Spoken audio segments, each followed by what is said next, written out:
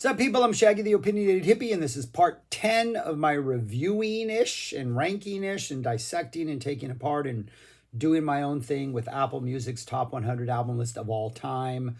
I'm going through it 10 at a time.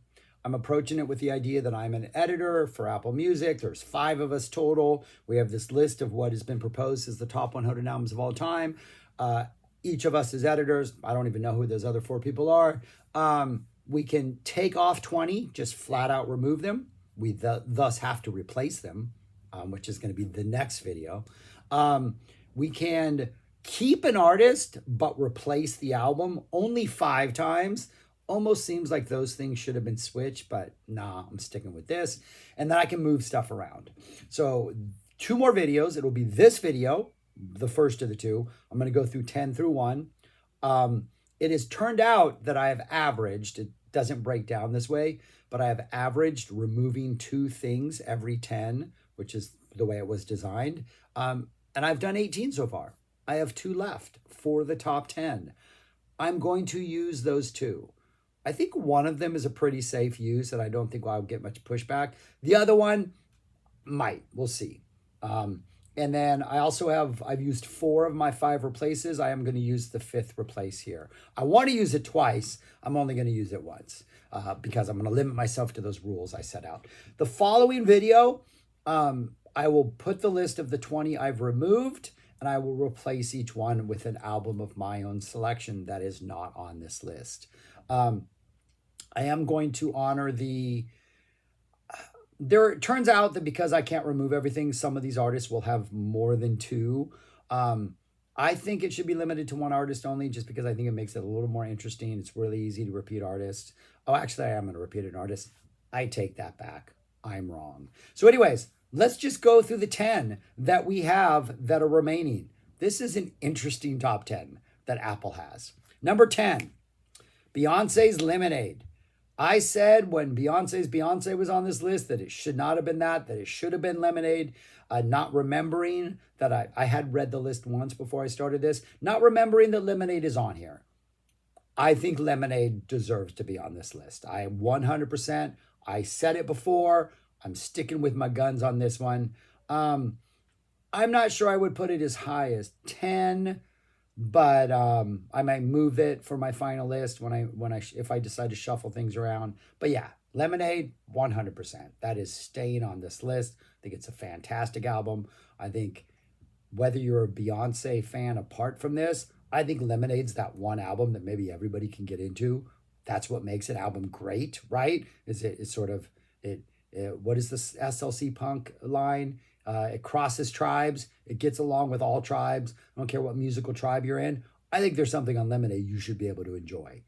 So yeah, Lemonade, number 10, staying. Number 9 is Nirvana's Nevermind. I wanted to use one of my replaces for this, and I wanted to make this In Utero. I think In Utero is a better album. I think Nevermind might be here because of its sort of, the cultural impact. If we're talking cultural impacts of albums, Nevermind might be number 1 on this list. If we're trying to ignore everything that surrounds the album and just focus on the music, I think In Utero is a better album. But I only have 1 replace left, and there's something else on this list that I think is 100% more worthy of being replaced. So I'll keep it here. It's going to end up farther back when I redo it. It's not a top 10 album. I wouldn't put that. I wouldn't put In Utero in the top 10. I think it's a top 100 album. I don't think I'd put it in the top 10. But yeah, we'll keep this for now. I understand its placement here. I think there's another one on this list that is here because of its cultural impact. But yeah, we'll keep it here. Number 8, Amy Winehouse's Back to Black. I'm taking this off. This is a good album. I don't think it's a great album. Is it an album that shows the promise and potential of a great artist? Yes. Is it a great album? It's a good album. Yeah, it's at times great. Is it one of the 100 best albums of all time? No, I'm not even sure I'd put this in the top 100. Yeah, it's stylized. Yeah, it's very much, it's got a definitive feel throughout the whole thing. It's got some absolute bangers of songs, but I don't know. I think Amy Winehouse needed a couple more albums to really like this is an album that shows the potential for, we don't know if she's going to be a great artist, right? This is her debut. We don't know, like, was this her one shot? Like this was all she had? I think you need a couple more albums. I don't think this is a definitive enough of a debut. There are some debuts that are drop. I'm like, okay, if they had never done anything else in their life, yeah, they're on this list. I don't think this is that album. I kind of like it. I kind of enjoy it, but for me, this is a stretch. It's a stretch to be in the top 100. It's a big stretch to be in number 8. Like I don't understand that. So yeah, it's off. Amy Winehouse, goodbye. Number 7, Kendrick Lamar's Good Kid, Mad City. I love the fact that this is the album they chose as the best Kendrick Lamar album. They didn't pick To Pimp a Butterfly, which is sort of his. That's a classic. That deserves to be on the top 100. If I was all for like more than one album per artist, Kendrick's got 3 on here, I would argue. But yeah, I mean, To Pimp a Butterfly is not on this list, which I think is kind of surprising. Damn is not on here, which I think is kind of surprising considering that it won a Pulitzer Prize. But I like the fact that Good Kid, Mad City, that's the one I would have picked as his best. Drank. But yeah, number 7. I'm not sure it's a number 7. I might bump personally like a Nas above this. I might bump a Tribe above this. I might put an Outcast above this. But and I love this album. I think it's fantastic.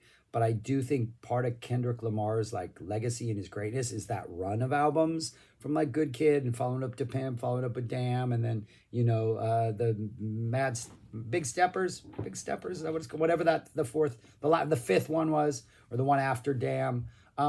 Great run of albums, fantastic talent. But I don't know.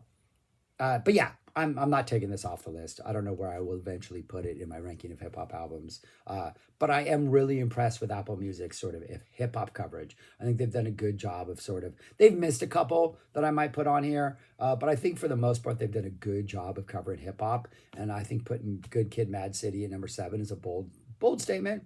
Yeah, I support that statement. I applaud it. Good job. Drake made the list, but I took him off. So sorry, Drake. Number 6, Stevie Wonder's Songs in the Key of Life. I believe when Innervisions dropped on this list, not too long ago, I believe Innervisions was maybe in the 30s, or was it lower than that? Innervisions was 44. I think I said that this was not the one I would have picked up. I would have put something else on here. Songs in the Key of Life being that something else. And sure enough, Apple Music did it for me. Yeah, Songs in the Key of Life. This might be a top 10 album. I would probably have it in my top 20. Part of the enjoyment of the album is the double album aspect of it, and so much of what Stevie's bringing, and it's not really a roller coaster ride of up and downs, but it's like a jungle cruise, and like every part of the jungle cruise is fantastic, and sometimes there's different sites, different animals, different biomes. It's just Songs in the Key of Life is genius. It's like possibly perfect. 100%. Number 6, I support that. Number 5, Frank Ocean's Blonde. And I am using my last replacement for this one. This should not be Blonde. I don't know who on Apple Music's editorial staff was good enough of an arguer to convince people that this is better than Channel Orange, but this is not better than Channel Orange.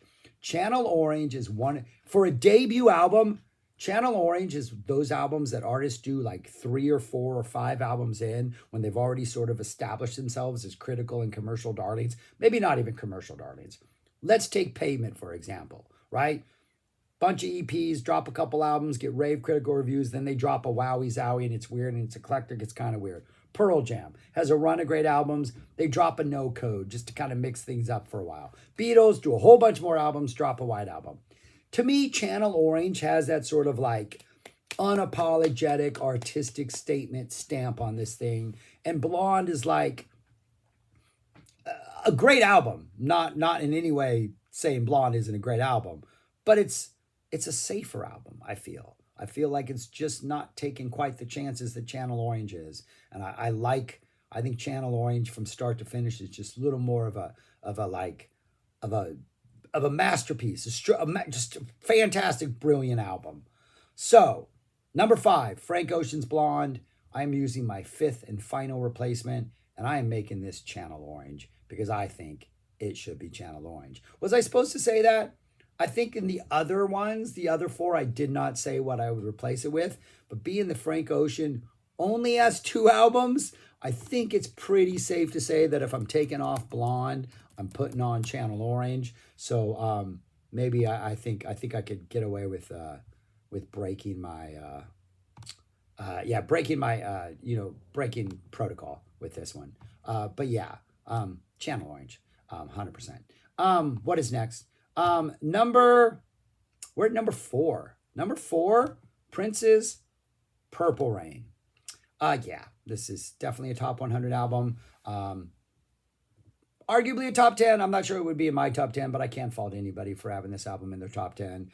This is an absolutely fantastic album.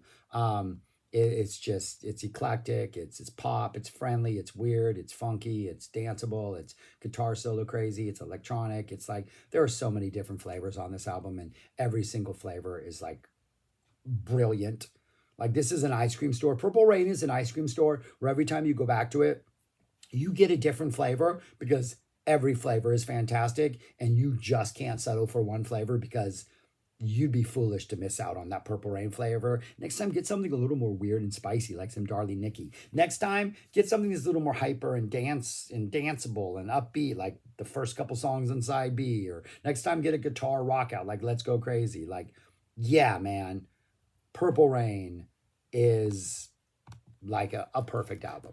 I did all of Prince's albums elsewhere on here. I will say this, Purple Rain was not my number 1, but I never expected my number 1 favorite album to be on this list because bloaty double albums are generally not that loved. But yeah, this is on this list, 100%. Number 3, The Beatles' Abbey Road. Yeah. All right, I'm all for that. Yeah, I mean, the side 2 alone, I think is maybe strong enough to put this 100%. It's a top 100 album.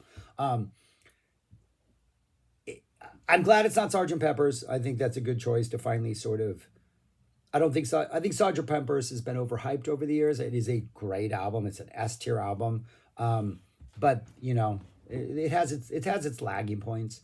By this time George was writing not sitar oriented songs that are dated. Abbey Road, yeah. I mean, I would say the sequence on the side 2, just the whole run on side 2 with going from song to song to song, and those little brief 1.5 minute songs are just like, that's some of the best music made in the history of the world. Like that alone carries this. Plus you got Come Together. Plus you got She's So Heavy. Plus you got, yeah, First Side is a little bit of an eclectic, weird little mix, but it all so works well. And I think if side A had been side B and side B and side A, the album doesn't work as well. But because they did what they did and sequenced it the way they did, it's like a hands down, just, ridiculous album. Yeah. Can I ever listen to like Something Again in my life? No, I can never listen to Something Again. I've played that song too many times. But yeah, is this like a perfect album? Abbey Road might be a perfect album. I'll leave it at number 3. Number 2, Michael Jackson's Thriller. And yeah, people, guess what I'm doing? I'm taking this off. If this were, again, going back to that Nirvana conversation, if we were talking about the importance of this album, the impact of this album, I was a teenager when this thing dropped. I was a preteen when this thing dropped, right? When was this? When did this actually come out? Yeah, I was a preteen when this thing came out. I think the following Christmas, I got the VHS, the Thriller, Making of Thriller video, and we watched that thing like crazy. I grew up and then married somebody who was a hardcore Michael Jackson fan, like a deep Michael Jackson fan, like deep cuts, knows all the albums, Jackson 5. Like, I hope she never watches this video because bad things will happen in this household. Nobody talks bad about Michael Jackson in this household. We all took a week off when he passed away. But Thriller, the title track. It's a good song. It's a fun song, but like a top 100 album song, it's kind of a weird, silly song. All right. Okay, whatever. The Girl Is Mine with Paul McCartney. That's like a giant hole in the bottom. That's like the iceberg. If this album is the Titanic, The Girl Is Mine is the iceberg that it hits and causes it to sink, at least off the top 100 list. You want to put it in the top 200? I'm okay with that. But The Girl Is Mine? Nah. Thriller? Yeah, but come on. How much? To me, it doesn't have a lot of re-listening ability, but whatever. And then The Lady in My Life to close out the album, I don't think is a strong closer. Want to Be Starting Something? Super, super, super funky. Baby Be Mine? Okay. Not a bad song. The Girl Is Mine? No, man. I don't even want to listen to side A. I want to go to Want to Be Starting Something, and then I'm skipping to side B. Beat It? Fantastic. Yeah, Eddie Van Halen. Great guitar solo. Billie Jean? Maybe one of the greatest songs Michael Jackson's ever performed. Human Nature, I like Human Nature. That's a pretty good song. PYT, Pretty Young Thing, that's a pretty good song. I mean, the album was friggin' huge. But I just can't. I just, a top 100, a top 2. What's this, number 2? Are we at 2 now? The second best album of all times? Nah, man. The Wall? Off the Wall? Not The Wall, not Pink Floyd. Off the Wall? Yeah, man. I can see Off the Wall in the top 100. I would argue for Off the Wall in the top 100. I think that one is held up a little bit better over the years. But Thriller, take away the cultural impact, take away a lot of stuff, and I have a hard time thinking that this is a top 10 album of all time. So yeah, I think Off the Wall is a better album. Or maybe I just like the songs in Off the Wall better. Though Want to Be Starting Something is a straight up banger. But yeah. If it was Off the Wall, I might leave it here. I would leave it here. But yeah, Thriller, I'm taking it off. Which means we're on to number 1, which is, according to Apple Music, Lauryn Hill's The Miseducation of Lauryn Hill. So I had a choice. I obviously can't replace the album. And I'm definitely not taking it off because this is a pretty fantastic album. I wouldn't have it as number 1. It wouldn't be my personal number 1. This isn't where my deepest musical loves lie. But this is a great album. One of the things I think I've said a lot on this channel is I don't like when non-reggae groups drop reggae into songs. Very few bands, I think, pull that off well. Clapton somehow a couple of times managed to pull it off, only because he was doing the classics. The Police somehow managed to pull it off. Handful of bands did. Lauryn Hill, if you're going to have a baby from reggae royalty, you can do reggae, and you can kind of do it pretty well. Lauryn Hill's voice, the writing on this, the lyrics on this, the production on this, the cover of My Eye, what is it? What is the song? Dun, dun, dun, dun. The Lauren, what is the song that she covers on this album? Can't Get My Eyes Off of You. Can't Get My Eyes Off of You. Why am I can't take my eyes off of you? What is the name? It's like the second to last song on the album. But I have a story about that song. When we got married, my wife and I got married at this like outdoor indoor beer garden. So we got married in this outdoor patio, and right when we were saying our vows, apparently there was another party like a block away, and they had a horn band, and they played like a horn version of Can't Take My Eyes Off of You right when we were saying our vow. It was absolutely perfect. Like, we would have paid money for a horn band to do that had we know, but we got it for free because they were literally like right over there. Can't Take My Eyes Off of You. That's the hit. It is a hidden track, but now it's no longer hidden. We all know it's there. But yeah, everything about this is great. You know, a couple guest stars. You got D'Angelo. You got Mary J. Blige. I think Santana's on here. It's all fantastic. It all works. The flow of the album is perfect. The lyrics are perfect. It's a great album. I wouldn't put it as number 1. This is not my jam. I don't even think it would be number 10 for me. but it's a top 50 album. I'm okay with putting this in the top 50. And I understand why somebody would put it in number one. I think this is a bold choice by Apple Music. I think this is a way more bolder choice than Michael Jackson's Thriller or almost anything else on this list. Frank Ocean's Blonde at 5 is a bold choice, but I think it's a completely wrong choice. Kendrick Lamar's Good Kid, Mad City, that's a great choice. I think that's not as confident a choice as Lauryn Hill's The Miseducation of Lauryn Hill. Amy Winehouse, I think that's a bold choice, but wrong. But yeah, Beyonce's Lemonade in the top 10, that's a bold choice, which I kind of agree with. But yeah, that's it. Those are the 10 right there that are in this. I took off Amy Winehouse, took off Michael Jackson. Number 5, Frank Ocean's Blonde. I'm replacing it with Channel Orange because I think Channel Orange is a much better album. But yeah, all right, that's all I got. I got one more video. I'm going to replace the 20 albums, those 20 albums, which I took off. I'm going to replace them with 20 that I think deserve to be in the top 100. Yeah, I'm not going to give spoilers. I will say this. Jazz has been underserved. Country music has been underserved. Hip-hop, I think, has been well represented by Apple Music. I don't think I'm adding anything hip-hop-wise. Prog music, criminally underserved. Might add some prog in there.